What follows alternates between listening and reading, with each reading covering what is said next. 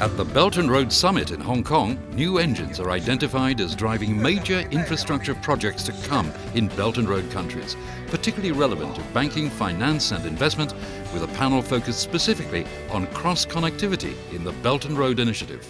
We're with Douglas Flint, Group Chairman of HSBC. And Douglas, thanks very much indeed for joining us. Pleasure. Now, in the panels, you were really looking at the harmonization, if you like, of certain assets and so forth on the Belt and Road. What would you see as being the successes that you would see in the initiative on that?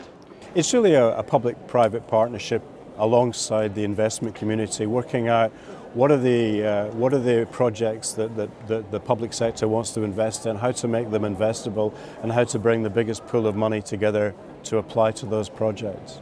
And that covers a whole range of possible assets and ideas, doesn't it?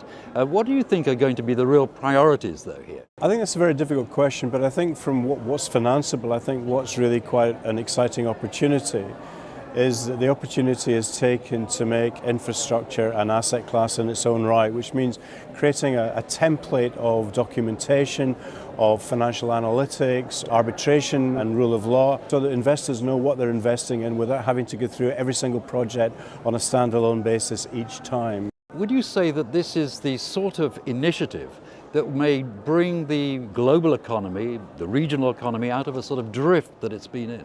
I think it very well could be. I mean, I think Belt and Road is a fantastic initiative. As I said in the panel this morning, this is a fantastic time to be launching this or to be developing this.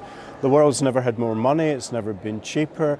There's a great desire to boost aggregate demand. There's a great desire for long-dated assets in the pension and retirement system. So all the attributes are there for an asset class that will deliver all these things. Infrastructure could do that, but I think Belt and Road, with China behind it and with the region behind it, has that kind of a leadership that could actually make it happen. Now, what do you see the role of HSBC being in the Belt and Road Initiative?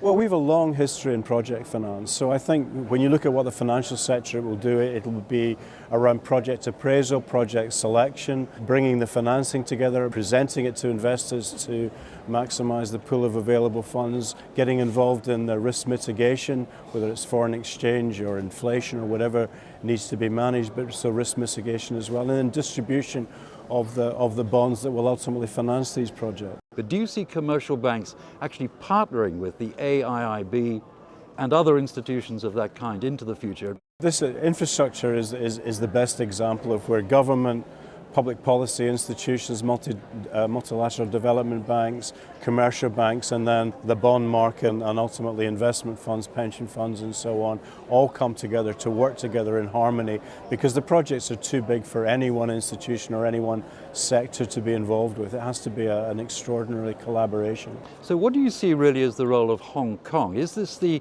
super connector, as people say? I think it could be. I mean, Hong Kong again has had a long tradition of being a hub, a bridge between China and the rest of the world. There's a hub between foreign investors and people investing in the region. It's got all the skills in finance and logistics and professional services, in engineering and so on. So it very much can play that role. So what would your impression be of this inaugural summit on the Belt and Road? I think tremendous initiative. I think you can see from the number of people here, it's been very well received, and I think it's absolutely fantastic. I think it will continue and be a great landmark in the Hong Kong conference calendar.